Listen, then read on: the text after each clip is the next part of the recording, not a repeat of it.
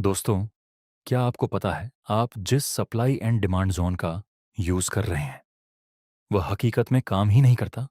और ये बात को मैं प्रूफ भी कर सकता हूं। आप देख सकते हैं इस चार्ट में एक स्ट्रॉन्ग सप्लाई जोन मौजूद था। आपने सीखा होगा कि जब भी प्राइस सप्लाई जोन के पास आएगा तो वहां से प्राइस फिर से नीचे गिर सकता है। लेकिन यहां क्या हुआ? प्राइस यहां से नीचे गिरने के बजाय ऊपर चला जाता है। तो क्या सप्लाई डिमांड काम नहीं करता?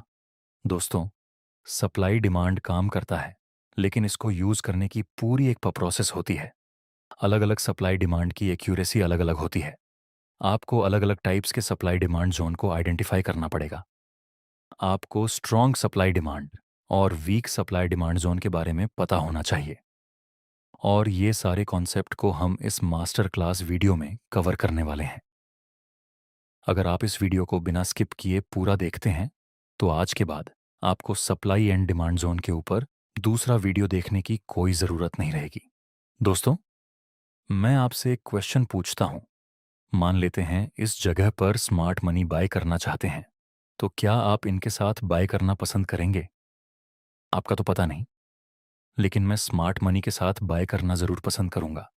क्योंकि जहां भी स्मार्ट मनी एंटर होंगे वहां पर मार्केट उसी डायरेक्शन में मूव करने के चांस ज़्यादा रहते हैं।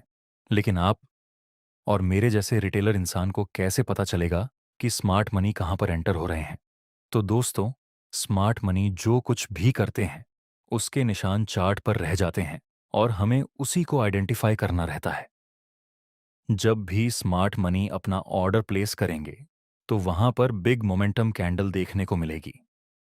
एग्जाम्पल के लिए यहां पावरफुल ग्रीन कैंडल से मार्केट ऊपर गया। इतनी बड़ी कैंडल रिटेलर ट्रेडर नहीं बना सकते। ऐसा काम सिर्फ स्मार्ट मनी ही कर सकते हैं। उसी तरह यहां प्राइस स्ट्रॉन्ग बेरिश कैंडल के साथ नीचे गिरा। सीधी सी बात है, ऐसी powerful red candle retailer trader नहीं बना सकते। तो इस तरह से आप स्मार्ट मनी के एंट्री पॉइंट को आइडेंटिफाई कर सकते हैं। जब भी स्मार्ट मनी अपना ऑर्डर प्लेस करते हैं तो मोस्ट ऑफ द केस में अगर वे लोग बाय करते हैं तो वहां पर डिमांड इंक्रीज हो जाती है, और अगर वह सेल करते हैं तो वहां पर सप्लाई इंक्रीज हो जाती है। लेकिन यह सप्लाई एंड डिमांड है क्या? तो दोस्तों, अगर किसी स्टॉक को सभी लोग खरीदना चाहते हैं लेकिन स्टॉक तो लिमिटेड है, तो ऐसी स्थिति में हम बोल सकते हैं कि उस स्टॉक की डिमांड इंक्रीज हो गई। उसी तरह अगर किसी स्टॉक को सभी लोग बेचना चाहते हैं, कोई भी बाय करने में अपना इंटरेस्ट नहीं दिखता, तो हम बोल सकते हैं कि उस स्टॉक की सप्लाई इंक्रीज हो गई। जब डिमांड इंक्रीज होगी तो उसके साथ प्राइस भी इंक्रीज होगी। अगर सप्लाई इंक्रीज होगी तो प्राइस डिक्रीज होगी। यह सिंपल सा सप्लाई एंड डिमांड का फंडा है। अब सवाल आता है कि हम रियल चार्ट में सप्लाई एंड डिमांड जोन को आइडेंटिफाई कैसे करें? दोस्तों, सप्लाई एंड डिमांड जोन को आइडेंटिफाई करना उतना मुश्किल नहीं है, लेकिन आप ट्रेडिंग से प्रॉफिट तभी बना पाएंगे जब आप स्ट्रॉन्ग सप्लाई डिमांड जोन और वीक सप्लाई डिमांड जोन को आइडेंटिफाई करना सीखेंगे। तो चलिए, पहले हम सप्लाई डिमांड जोन को आइडेंटिफाई करना सिखाते हैं। उसके बाद स्ट्रॉन्ग वर्सेस वीक जोन को सीखते हैं। सप्लाई एंड डिमांड जोन को आइडेंटिफाई करने के लिए आपको ज़रूरत रहेगी मोमेंटम कैंडल की।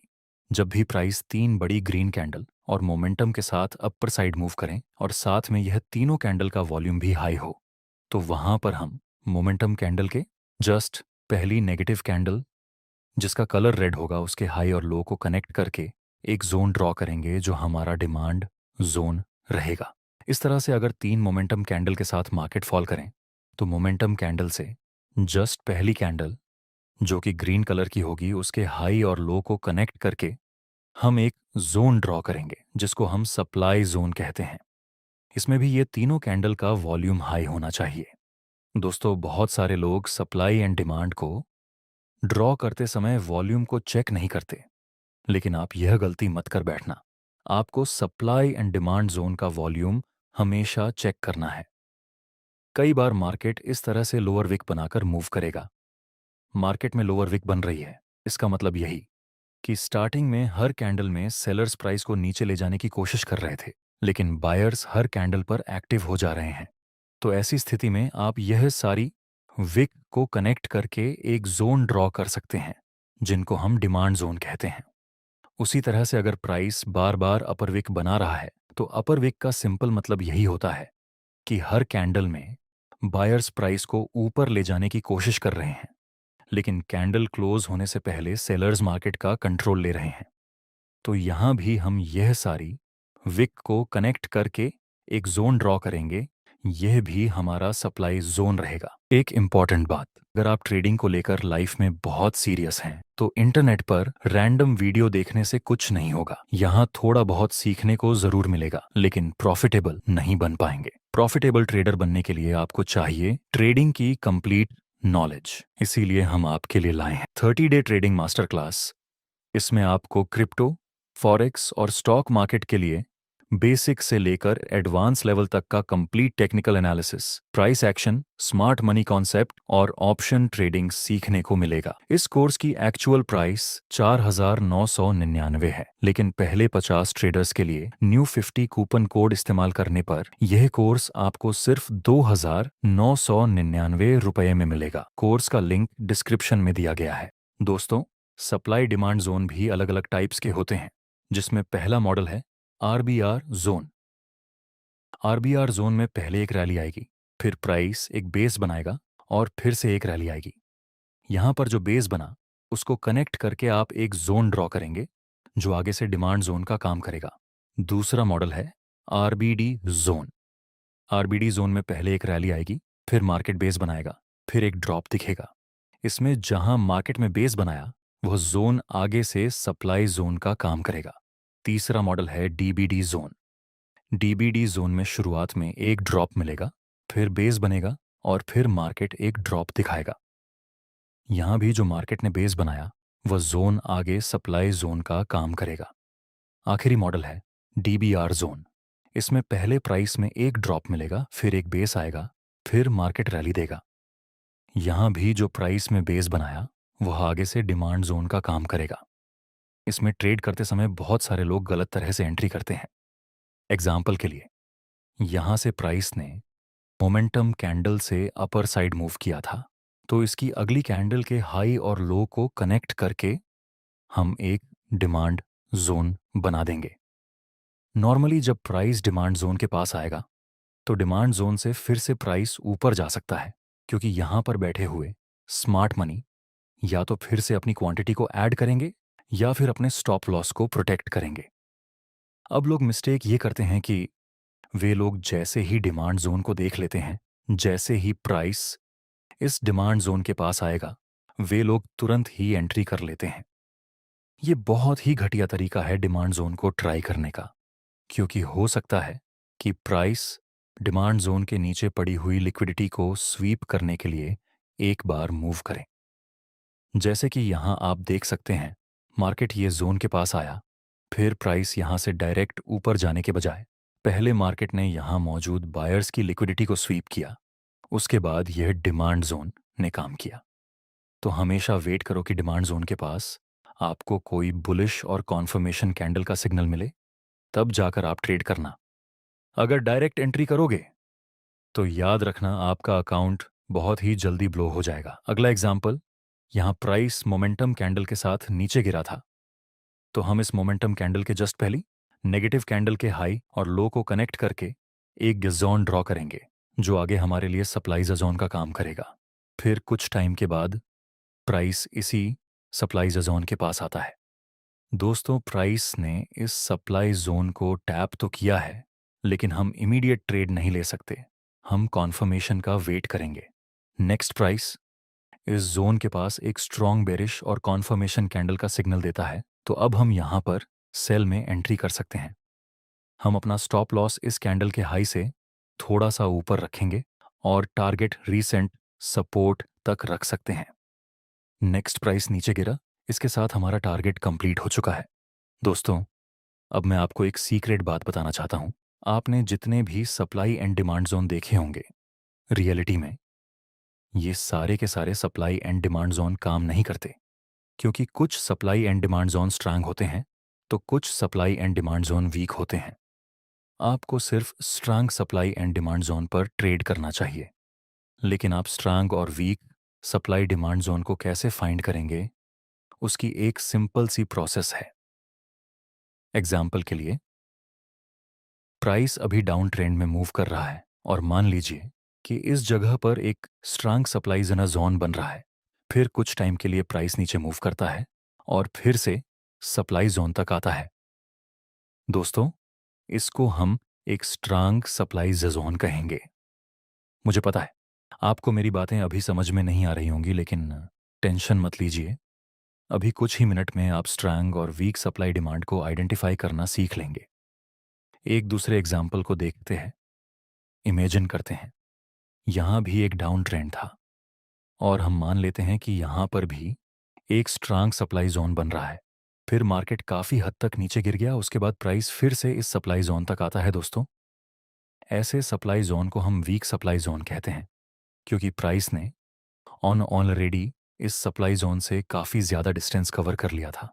अगर यहां किसी स्मार्ट मनी ने सेल किया भी होगा तो स्मार्ट मनी भी इस लॉन्ग डिस्टेंस में अपना प्रॉफिट बुकिंग कर लेंगे।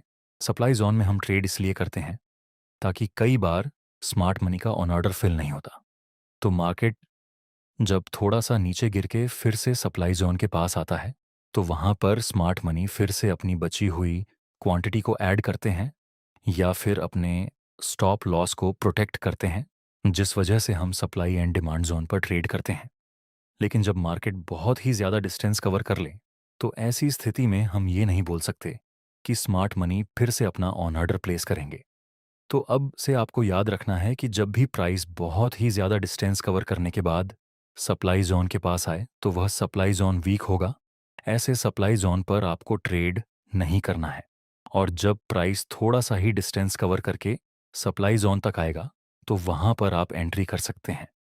उसी तरह कोई डिमांड जोन बनने के बाद प्राइस बहुत ही ज़्यादा डिस्टेंस कवर कर ले और फिर प्राइस डिमांड जोन तक आए, तो वह डिमांड जोन वीक होगा। और अगर किसी डिमांड जोन के पास प्राइस थोड़ा सा ही डिस्टेंस कवर करके रिटर्न आ जाए, तो ऐसे डिमांड जोन को हम स्ट्रांग डिमांड जोन बोल सकते हैं। हम इसको एक रियल चार्ट की हेल्प से समझने की कोशिश करते हैं। यहाँ मोमेंटम कैंडल के साथ मार्केट ने अपर साइड मूव किया था, तो हम इसकी ऑपोजिट कैंडल का हाई और लो को कनेक्ट करके एक डिमांड जोन ड्रॉ करेंगे। नेक्स्ट प्राइस ऊपर गया और काफी हद तक मार्केट ऊपर चला गया। फिर प्राइस ने एक पुल बैक लिया, उसके बाद फिर से प्राइस ऊपर जाने की कोशिश करता है, लेकिन आखिर में मार्केट नीचे गिरता है। प्राइस इस डिमांड जोन को रिस्पेक्ट नहीं करता और उसे एक ही कैंडल में ब्रेक कर देता है, क्योंकि यह वीक डिमांड जोन था। अगर यहां किसी स्मार्ट मनी ने बाय किया भी होगा, तो वह अपना प्रॉफिट इस लोकेशन के आसपास बुक करेंगे। अगर यहां किसी रिटेलर ने भी बाय किया होगा, तो वे लोग भी यहां पर अपना प्रॉफिट बुकिंग कर लेंगे। रिटेलर को भी मिनिमम 1:5 का रिस्क रिवॉर्ड रेशियो मिल रहा है।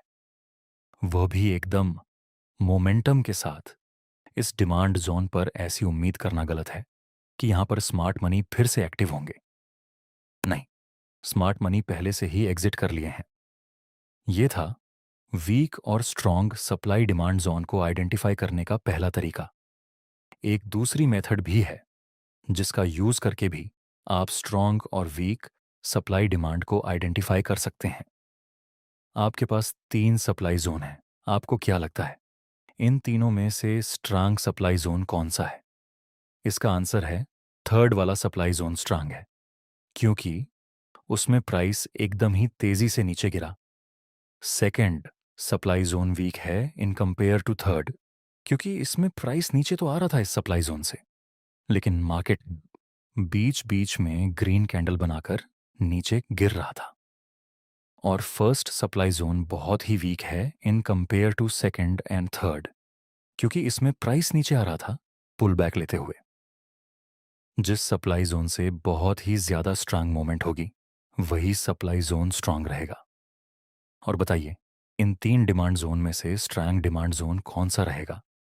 इसका आंसर है पहले वाला डिमांड जोन स्ट्रांग रहेगा, क्योंकि उसमें बहुत ही तेजी से प्राइस ने अपर साइड मूव दिया था।